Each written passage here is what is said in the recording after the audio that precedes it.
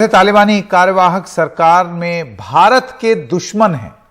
अफगानिस्तान में आतंकियों की सरकार इस बार बनती दिख रही है। आप देख लीजिए कि जो उन्होंने अपनी कैबिनेट में नाम घोषणा जिनकी की है वो सब टेरर लिस्ट में पहले से ही मौजूद हैं।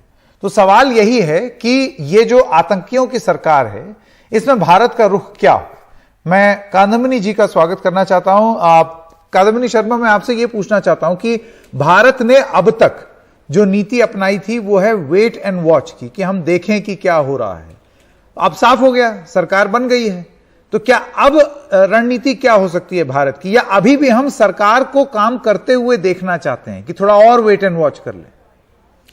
देखिए संकेत, पूरी दुनिया जो है, जो कि हम कह सकते हैं कि डेमोक्रेटिक दुनिया जो भी है, वो अभी भी वेट एंड वॉच के मोड में है।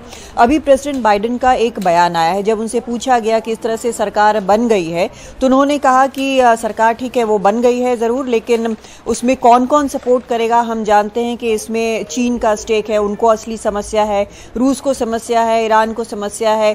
तो हम देखते हैं कि क्या होता है, वो क्या क्या करते हैं। अभी तक जो हुआ है, यहाँ तक कि पंजशीर के भी मामले में बाकी जितने देश हैं उन्होंने अमेरिका से ही क्यों लिया है। आपने देखा होगा किस तरह से भारत जो है लगातार इस पर चर्चा कर रहा है। आज भी भारत में चर्चा हुई है, जो CIA के चीफ हैं बताया जा रहा है कि वो आए हुए हैं, रशिया के जो NSA हैं वो आए हैं, तो उनसे भी अफगानिस्तान पर चर्चा हो रही है।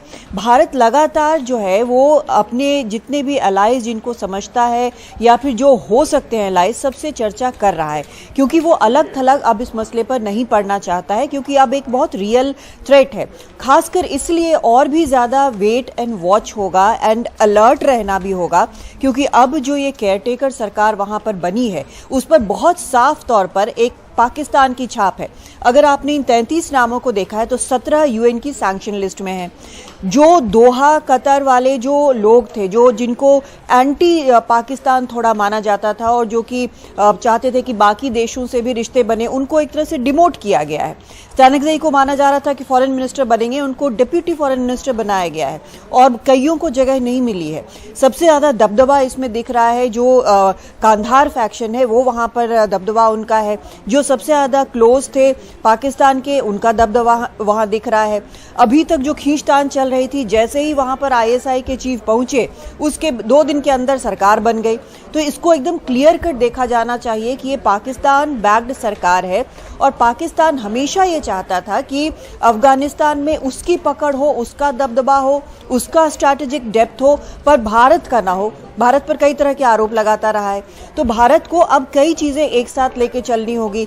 पाकिस्तान, अफगानिस्तान यहाँ पर एक साथ नज़र आ रहे हैं। चीन का भी इंटरेस्ट है। चीन को है कि उइगर जो उनका ईस्ट तुर्कमेनिस्तान वाला जो मैटर है उसमें किसी तरह तालिबान हाथ न डाले। चीन को ये भी लगता है कि वहाँ पर गोल्ड, कॉपर और रेयर अर्थ इतना ज़्यादा है मटीरियल कि उसका वो इस्तेमाल कर सकता है।